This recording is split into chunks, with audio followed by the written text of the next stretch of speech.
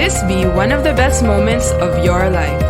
You're listening to the Business Mirror podcast for a broader look on business with Senior Editor Dennis Estopase.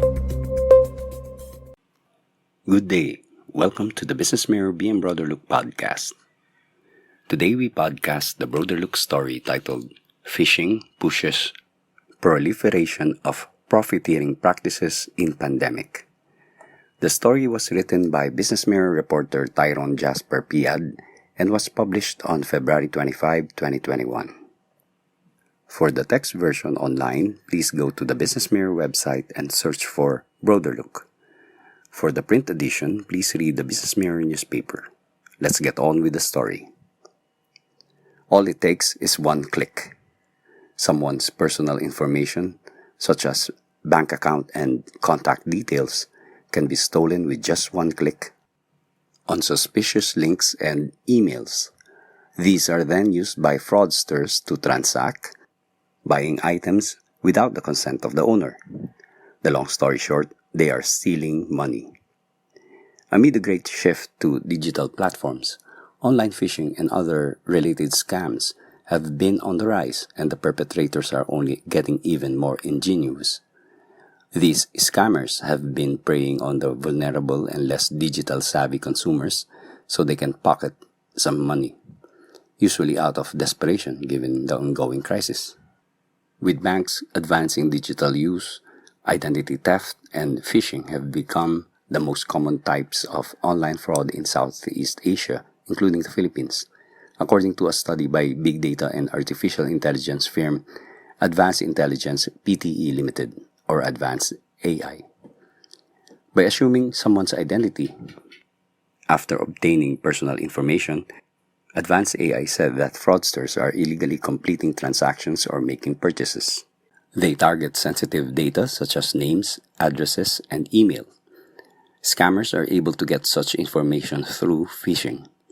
They trick unsuspecting customers into visiting fake websites to steal the user's password to take over the account. Some even falsely represent themselves as representatives of financial institutions to manipulate customers into providing their sensitive information. The Singapore-based consultancy firm Advanced AI said, some sophisticated fraudsters even intercept communications between customers and merchants or between customers and banks in order to siphon off logging in data or access someone's account legally via bots. Ramon Hocson, Bank of the Philippine Islands Chief Operating Officer, told the Business Mirror that phishing is among the retail attacks that have indeed become prevalent. Citing an Interpol survey, Hocson said that phishing was present in 194 countries and comprised 59% of all reported attacks in 2020. The pandemic situation is being used by fraudsters as an opportunity to do phishing attempts, since not all customers are aware of cyber fraud and ways on how to spot fraudsters, the Philippine National Bank told the Business Mirror. While the tactics of fraudsters were constantly shifting from distributed denial of service or DDoS to malware attacks, these cyber threat actors heavily relied on social engineering attacks such as phishing to facilitate other types of cybercrime. The Bangko Sentral ng Pilipinas told the Business Mirror, noting that phishing has also transformed in the form of voice and SMS phishing. Phishing incidents were the top cybersecurity concerns for banks and financial institutions last year, the central bank confirmed. According to the National Bureau of Investigation's Anti-Cybercrime Group, meanwhile, cybercrimes doubled in the second half of 2020 compared to the first half. The Credit Card Association of the Philippines, or CCAP, noted that lockdown measures prompted payments to shift from card present or face-to-face transactions to card not present or CNP, which includes remote payments and other digital means. With these, cases of card not present fraud recorded between April to November of 2020 surged by 29% from the same period in 2019. Fraud happens more often in cyberspace, given that it is easier to facilitate there, CCAP Executive Director Alex Ilagan said. It does away with the need to secure a physical card and, more importantly, it is a safer option for fraudsters because of the anonymity that the internet provides. The Bank of the Philippine Islands said that it took down 300 phishing sites to 500 phishing sites per month last year. Its Cybersecurity Operations Center monitors this type of fraud. Despite such incidents, the central bank said that consumers were not deterred to accomplish online transactions. In fact, the central bank said that around 4 million digital accounts were opened through banks and non-bank electronic money issuers from March 17 to April 30 in 2020.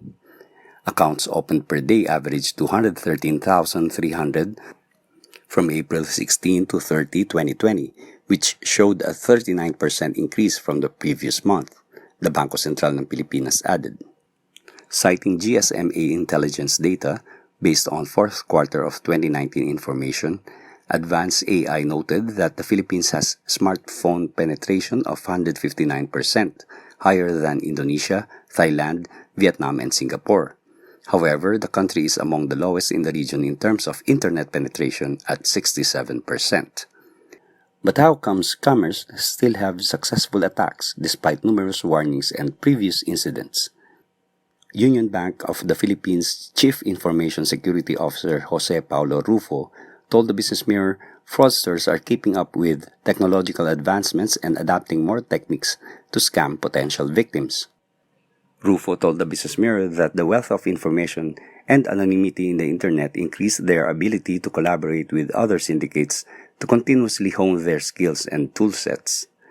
Rufo said that fraudsters are even creating localized and holiday-themed phishing emails to entice the customers with false rewards. These emails will then lead to phishing sites. Meanwhile, Hokson of the Bank of the Philippine Islands said that fraudsters are becoming more meticulous when it comes to crafting deceiving emails. Hokson said that phishing emails were easy to spot before because they usually contain grammatical errors or wrong spellings. Some scammers now, Hokson noted, have learned to polish their prose and improve their visuals so they can appear legitimate. Like Rufo mentioned, Hokson observed a surge in COVID-themed phishing emails in 2020. These emails, according to Hokson, offer COVID-19 cure, preferential priority for vaccines, and other related matters. Lastly, the sophistication has also been reflected in how these criminal groups are organized. Hokson said they have seen them layering the activities to the extent that most of the phishing site design or build and harvesting of data is outsourced.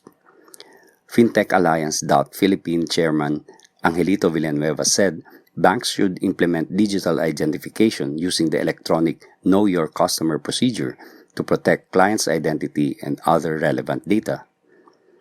Villanueva told the Business Mirror that the digital ID system would minimize or prevent occasions of fraud. Villanueva told the Business Mirror that an effective digital ID gives assurance, protection, and control over personal data. This would be realized with the aggressive implementation of the Philippine Statistics Authority in the deployment of the national ID system called PhilSys, Villanueva added. The Philippine Statistics Authority aims to register about 50 million to 70 million Filipinos this year. In addition, Hokson said that banks have implemented multi-factor authentication, encryption, and stricter onboarding processes, among others, to prevent potential identity theft. Controlling and mitigating risks to allow sustainable development of the digital economy has become a more serious undertaking, Advanced AI said, noting that fraud exists given the opportunity. With this, financial services firms have confided in new generation technologies such as artificial intelligence to counter cyber attacks, in addition to automating usual daily tasks and analyzing data. Businesses will need to assess their readiness to manage online fraud risk and tap on the power of big data, artificial intelligence technology, and other advanced risk assessment technologies to help them better safeguard their assets and promote greater economic financial inclusion at the same time. That was according to Advanced AI Chief Commercial Officer Bernardi Susastio. For Hokson, artificial intelligence is also superior compared to rule-based engines and machine learning because it learns from the behavior and patterns of the user. Hoxon said artificial intelligence has the ability to take specific actions and alternative paths when dealing with fraudulent transactions as well, Hoxon noted. Hoxon explained if there is an unusual behavior or pattern, artificial intelligence not only flags it as a possible fraud transaction, but can even take additional measures in either preventing the fraud or recommending other compensating controls before the transaction is approved. Hoxon added that the data provided by the artificial intelligence can also help inform the measures the bank may take or the communications that it releases to strengthen cybersecurity. Union Bank's Rufo said that artificial intelligence has been helpful in identifying fraud. In fact, the Aboitiz-led bank has blocked thousands of fraudulent credit card transactions via its artificial intelligence platforms since the beginning of 2021. Artificial intelligence works by analyzing the purchase history and compares it with fraudulent behavior to give it a score on how legitimate or fraudulent the application is. Apart from Union Bank, the central bank said other banks and financial institutions are also now testing or are in the early stages of implementation of artificial intelligence to beef up their fraud management system. The Bangko Sentral ng Pilipinas explained that such a system, with the help of artificial intelligence and machine learning, will be able to collect, monitor, and analyze transactions to point out fraudulent and suspicious activities. Doing so will allow early detection and even prevention of online scams, the central bank added. On the other hand, Villanueva emphasized the need to enhance information and data security systems to prevent future scams. Periodic updates should be done on the system since scammers have become very creative each day and before you know it, they would have invented the new modus, Villanueva added. The central bank understands that while the digital world is prone to scams, transitioning to it is a must to improve both the customer experience and financial inclusion. Last year, the central bank launched a digital payments transformation roadmap aiming to convert 50% of the total volume and value of retail payments to digital by 2023. In addition, the central bank is targeting to make 70% of the Filipino adults be financially included within the same time frame. To fully optimize the value and benefits of digital platforms, the Bangko Sentral ng Pilipinas ensures that risks are appropriately managed and consumer protection is upheld, the central bank said. Amid the rise in the use of digital financial platforms through mobile and internet banking applications, cyber threat actors try to exploit consumers through targeted social engineering scams such as phishing, the BSP said. To mitigate this, the central bank, in coordination with the BSP-supervised financial institutions, launched a more intensive consumer awareness and education campaign as a strong first line of defense against phishing attacks. Apart from the national ID system, BPI's Hoxon pointed out the need for mandatory registration of mobile phone numbers. Hoxon added that the existing cybercrime law should also be amended to include phishing, mule accounts, and economic sabotage, among others. Union Bank's Rufo said that what every institution has to take part in is that with the growth of technology comes with educating the public on the risk that comes with it, which includes phishing and online scams, so that consumers are able to navigate the cyberspace peacefully while being cognizant of who could be the potential troublemaker online. Rufo added that technology, digitization, and online banking won't stop. It will continually grow as it provides a lot of convenience and safety, especially with the pandemic still around. Rufo also likened phishing and other online scams to the physical world's budol-budol or swindling.